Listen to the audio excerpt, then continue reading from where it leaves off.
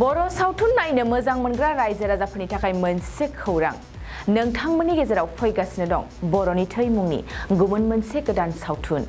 बे गोदान सावथुनखौ सोलिफु बोसोरनि फैगौ सेप्तेम्बर दानाव रिलिज खालामगोन।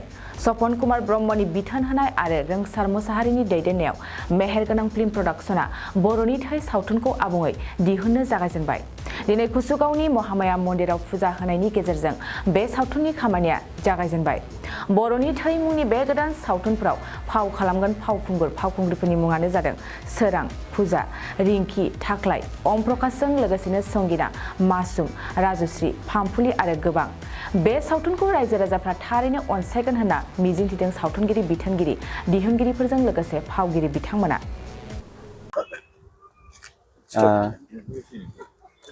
बयनिसिमबो गिबियावनो खुलुमनाय जासिहरग्रोबाय मेहेरगोनां फिल्म प्रडाक्शननि जानानै दिनै 24 अक्ट' मार्च दान 2023 बे गोथार सुक्रुबार बारायाव बा बे दिनैनि गोथार सानाव नैबे 10 बाजिसो फुंबिलि समाव दिनै मेहेरगोनां फिल्म प्रडाक्शननि बेनाराव मोनसे सावथुन सेबखांनायनि जे गाहाम बुब्लि माने दिनै जे सावथुनखौ जोङो खेबखांजेनगोन जायखौ जोङो अस्पिशियास डे माने शुटिंनि स्टार्ट खालामनाय खेबजेननाय डे बेखौ जों दिनै कुसुगावनि महामाया मन्दिराव फुजा होनानै जोङो दान्दिसेनि उनावहाय जोङो स्टार्ट खालामनाय जासिगोन। आरो बे फिल्मनि मुङानो जाहैबाय बर'नि थै। दा बे बर'नि थैखौ माने आंनो डिरेक्सन होगोन आरो स्क्रिप्टखौ आंनो लिरदों आरो स्ट'रिखौ जोङो रोंसार जाय प्रडिउसार बिथांजों आंजोंनो जोङो लिरदों। दा बे सिनेमानि रिलिजनि जोङो थांखिखौ लादों फैगोन बे बोसोरनिनो सेप्तेम्बर दाननि सेथि सप्ता एबा फार्स्ट उइकआव। दा जों आसा खालामो मोजाङानो जागोन। आरो बेवहाय जोंनि गाहाय महरगिरि हिसाबै जोंहा सोरां नार्जारी दं, सोरां नार्जारी आरो फुजा मुसाहारि दं, रिंकी ब्रह्म दं, बबिता बसुमतारी दं, सन्जिब नार्जारी दं आरो बेबायदिनो गोबां दंबावो। माने सेनियर आर्टिस्ट हिसाबै जोंहा दङ अम प्रकाश केरकाटारि, राजिब ब्रह्म, राजुश्री बसुमतारी, संगिना ब्रह्म, मासुम ब्रह्म, फामफुलि गयारी आरो माखासे गोबां दंबावो जोंना आदै निर्मल दं सेनियर आर्टिस्ट हिसाबै मस्ट सेनियर आर्टिस्ट। गोबांथार दंबावो बेफोरखौ आङो बुंजोबला।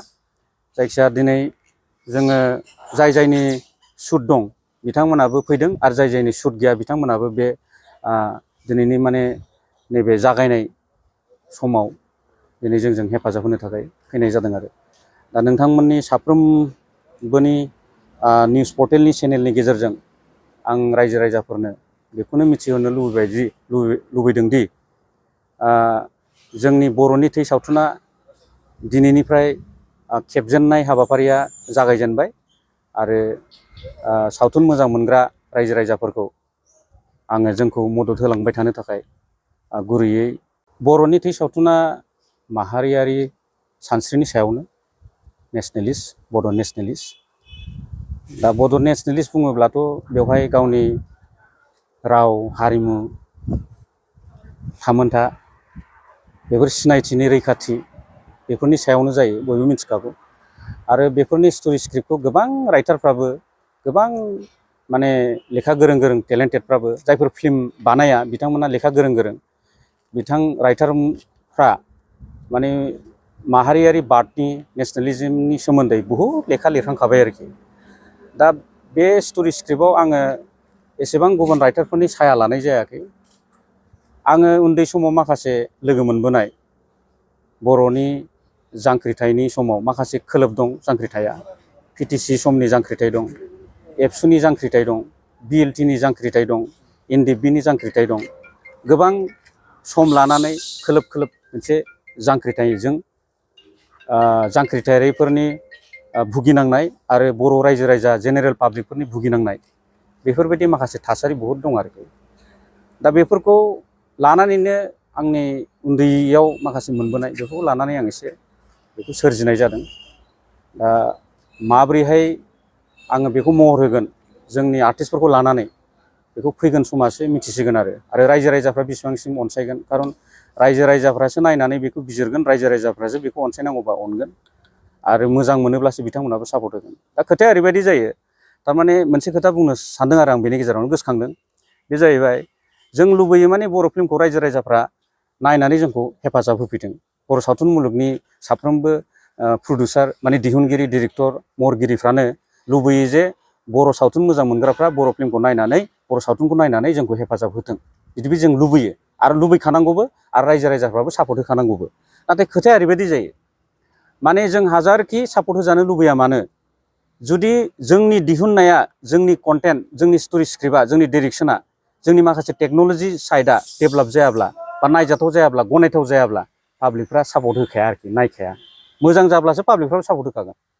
दा बिनिखायनो जोंनि गिबि बिबाना जाहैबाय मोजां खालामनाय। खालि पाब्लिकनि रायजो राजानि मदद लुबैब्लानो जानाय नङा आरो जोंबो मोजां खालामनो नाजानांगोन जोंबो रायजोफोरनि सिगाङाव मोजां मेसेज होनो नाजानांगोन आरो समाजखौ फोसाबनो हानाय एसेब्लाबो बे सावथुननि गेजेरजों जों दिन्थिनो हानांगोन। बर'नि थै सावथुना माहारियारि सानस्रिनि सायाव बे थिग नाथाय खालि माहारियारि सावथुनाल' जे बर' रायजो राजाफोरनो मेसेज होगोन बा ससाइटियाव मेसेज होगोन बे नङा। माने बबेबा मोनसे रमान्टिक फिल्म बबेबा मोनसे ससियेल फिल्म बबेबा मोनसे स्पर्ट्सनि फिल्म बबेबा मोनसे एडुकेसन लाइननि फिल्म गोबां रोखोमनि फिल्म थानो हागौ। बे गासिबो फिल्मफ्रानो मोनफा मोनफा माने मेसेज गोनां जाजोबो जुदि मोजाङै सोरजियोब्ला आरोखि। दा बेनोसै बाखि माखासे खोथाखौ उनफ्राव रायलायबावगोन आरो जोंनि माखासे आर्टिस्टफोर दं एक्टर सोरां नार्जारि दं एक्ट्रिस फुजा मुसाहारिमोन दं रिंकिमोन दं बिथांमोननावबो नोंथांमोना फंफा फंनै लादो आरो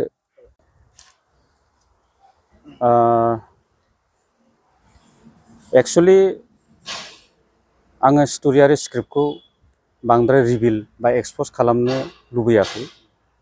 थारमाने शुटिं खालामनानै जोङो जेब्ला टिजार ट्रेलार हगारगोन बे समाव जों माखासे एक्सप'ज खालामखागोन माखासेखौ माने एसे लाथ'योबा मोजां मावनायनि सिगां खोन्थाजोबग्रोयोब्लाबो माने एसे खुगा दामनाय बायदि जायो नालाय बेनिखायनो जेबो रिभिल खालामनो सानथ'वाखै आरोखि आं माखासे सिनियर आर्टिस्टफोरखौ आरो जुनियर आर्टिस्ट गोदान आर्टिस्टफोरखौ लानानै मा रोखोम कम्बिनेसनजों जे आङो स्ट'रि बा स्क्रिप्ट बा डिरेक्सन होनानै सावथुनखौ बानायगोन बेखौ आङो खोन्थाथ'ला बिनि थाखाय निमाहा होथ'दो। थारैनो बे बर'न सावथुनाव चान्स मोननानै थारैनो जोबोद गोजोननाय मोन्दों आरो आं बे आदा सपन कुमार ब्रह्मखौनो रोजा रोजा साबायखर होनो सानो आरो प्रडिउसार बिथांखौबो आं रोजा रोजा साबायखर होनो सानो आरो बे प्रडिउसार बिथांनि मुङानो जाहैबाय आदा रोंसार मुसाहारि। बिथाङा एबार फार्स्ट टाइम गिबि खेब फिल्म खालामनो नागिरदों बे बर'नि थै सावथुनखौ आरो आं आसा खालामो गासिबो पाब्लिकफोरा सापर्ट होगोन फुललि नायनानै आरो मोजां मोनगोनखौ आं बेखौनो मिजिंथिबाय। सिगाङावनो आं बयखौबो खुलुमनाय जासिहरना थायो। मेहेरगोनां फिल्म प्रडाक्सननिफ्राय गोदानै ओंखारनो गोनां बर'नि थै सावथुनखौ दिनै जागायनो आखायाव लानाय जाबाय। बेनिनो मुहुरत लादों दिनैहाय बे सावथुनावहाय आं दिनै मेन रलाव लानाय जादों आरो आदा सपनजों खालामनायाथ' एबारजों खेबनै जाबाय आरो आङो मुभि खालामनायाबो बोसोरथामसो जाबाय। बे बोसोरावहाय बेनो फार्स्ट जागोन आरो आं सानोखि बे सावथुनखौ आं मोजाङै मोजां खालामलांगोन आरो रायजो राजाफोरखौबो आं अनसायगोन होननानै आसा खालामो। बेनो आरो जेसेनो हायो जों नाजागोन मोजां खालामनो। गोजोन्थों। खुलुमबाय। दिनैयो देग्लाय बोसोरनि फैनो गोनां बर'नि थै फिल्मनि दिनै मुहुरत खालामबाय ओमफ्राय शुटिंआबो दिनैनिफ्रायनो जागायसिगोन जोंना खेबजेननाया। ओमफ्राय आङो बे बर'नि थै फिल्मावहाय एक्टरनि बिनानाव हिसाबै फाव खालामगोन। जेसेबां हायो मोजां खालामनो नाजालांसै आंनि जाखिनि केरेक्टार दङ। आसा खालामो बयबो रायजो राजाफोरा बे फिल्मखौहाय अनसायगोन सापर्ट खालामगोन होननानै। गोजोन्थों। नोंथाङा बेयाव रल खालामनो मोननानै बेसेबां माबायदि मोनदों? आङो बेवहाय फाव खालामनो मोननानै जोबोद गोजोननाय मोन्दों। बिनि थाखाय आङो MG फिल्म प्रडाक्सननि प्रडिउसार रोंसार मुसाहारि आरो बेनिफ्राय आदा सपन कुमार डाइरेक्टर बिथांखौबो आंनि गोसोनिफ्राय रोजा रोजा साबायखर होयो आंनो बे खाबुखौ होनायनि थाखाय। आङो बेयाव बर' जाथिनिनो सासे एक्सट्रिमिस्ट आरोखि ओमफ्राय बेयाव एसे मा होनो बेखौ मा होनो बेखौ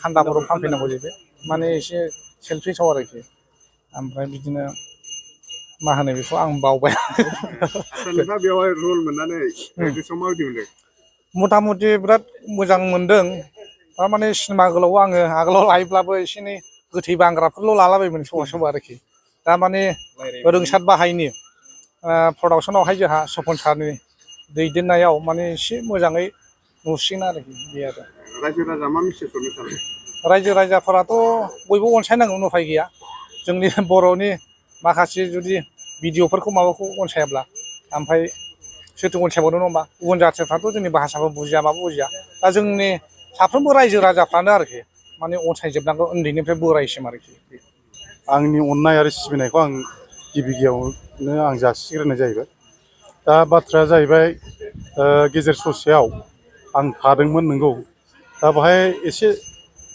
माने न'खरनि बा परिबार बेफोर नङा होमबा दा बिनि थाखाय आं थाथ'नाय जादोंमोन दा आङो माने नैबे बर'नि थै दा बाहाय माने आंबो गोसो जानानै लासिगोन आरो दाखालिबो आं खनसे लाखांखाबाय माबायाव गोदान रादायाव ओमफ्राय दा नैबाव माने एसे साबसिन जासिगोन बादि आं सानदों खारन माने फुराना आर्टिस्टफ्रानो दंजोबो हिसाबै जेरै आंजों लाफानाय दिल्ली टु बड'लेण्डनि मासुम बेबो दं आरो अम प्रकाश गासिबो दंजोबो हिसाबै आंबो एसे इनकारेज लानोसै नुदों आरोखि दा आंनि रलाथ' बेनो माने दिल्लीनिफ्रायनो माने बोरैबा लाइसेन्स मोननाय बादि माने बे बिलेनानो जागोन दस्राथ' आरो मा जानो दा बेखिनि आरो दा बे मोनसे गोजोनथाव खौरां क'क्राझार बिसमुरिनि कसनआ बाथौ आश्रम फरायसालिया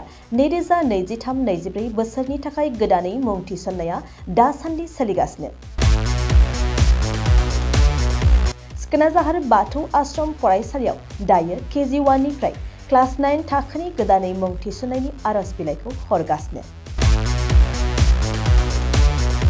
बे फरायसालियाव गुनगोनां सोलोंथाइ होनायजों लोगोसे फरायसा आरो दिथागिरिफोरनि थाखाय जुनिया खाबुफोर दं। खाबुफोरानो जादों बे फरायसालियाव जायफोर गार्जेना सानै गथ'नि मुं थिसनगोन बिसोरनि सासेया मासुलखौ रेहाय मोनगोन।